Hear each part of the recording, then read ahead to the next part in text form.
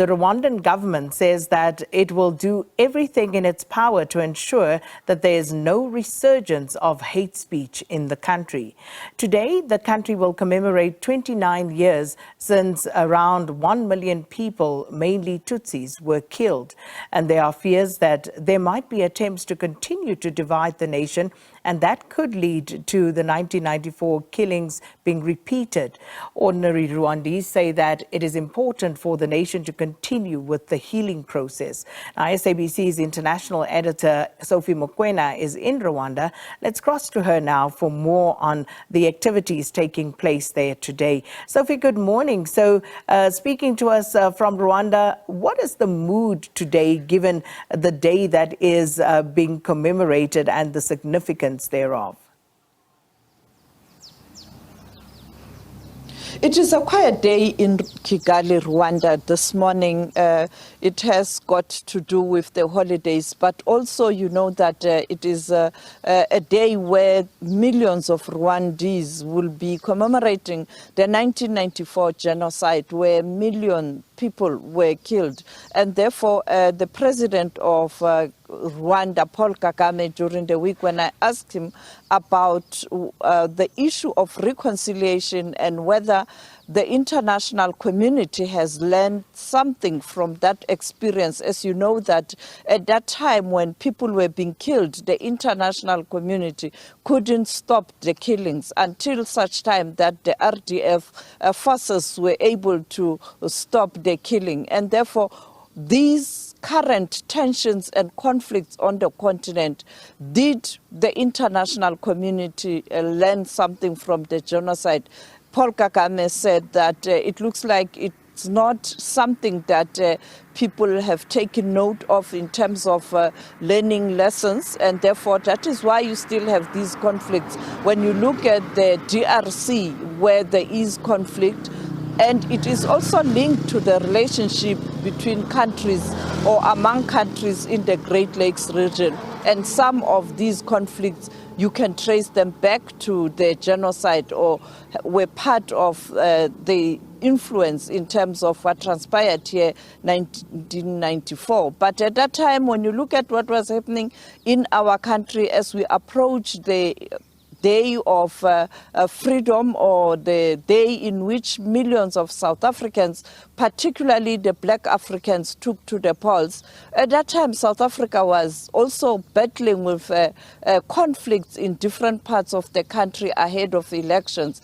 And at that time, the RDF did try to get hold of the ANC, requesting the ANC to plead with the then apartheid government not to supply arms to those who were fighting in Kigali or in Rwanda. But unfortunately, the ANC was busy preparing for elections, and therefore this is something that Mbeki says they regret, because at that time the country itself was going through turbulent times ahead of elections. And therefore you can see that the issue of peace and security is still a thorny one on the continent. And ahead of the commemoration this morning, many people are saying the fear is that there seems to be regrouping, and also the issue of hate speech is starting to dominate the region, not only Rwanda or Kigali. And therefore we'll hear today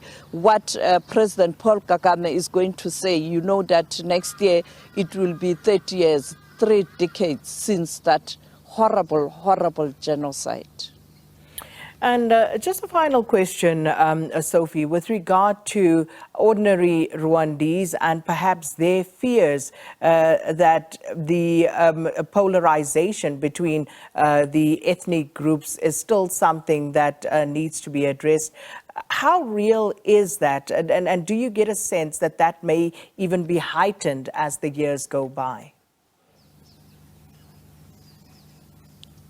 Well, clearly, Sakina, it's very visible. I mean, when you speak to people, you can hear the fear, and they are even scared to say too much.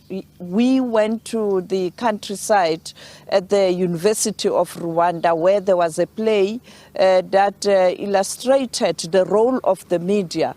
In other words, what happened in 1994, there was a radio station here in Kigali that was very famous, a national radio station, and it was really spreading that hatred message and calling on the Hutus to kill the Tutsis, calling them the cockroaches. And that is why even in South Africa, when you hear words such as declaring war, or calling people cockroaches and an enemy, that is why people are worried. And when I spoke to one of the actors, this guy is a former child soldier.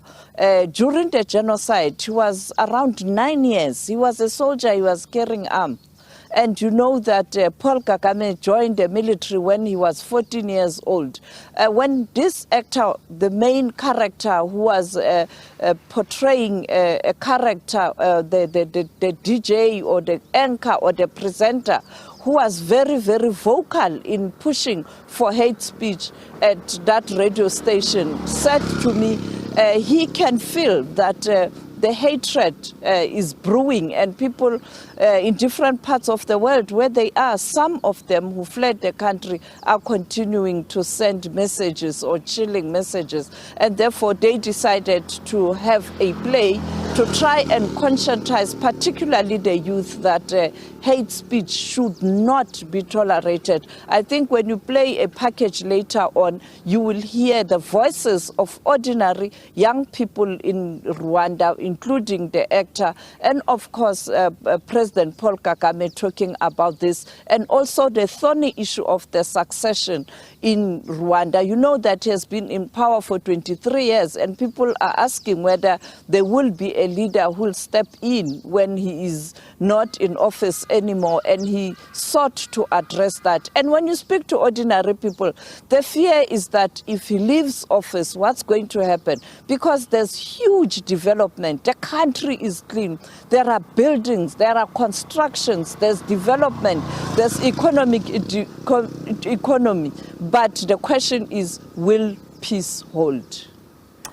And that's where we'll leave it for now. Thank you so much to SABC's News' international editor, Sophie Mokoena, who is in Kigali in Rwanda, and she'll be keeping us abreast of developments there as the Rwandese, of course, today commemorate that unfortunate genocide that took place in 1994.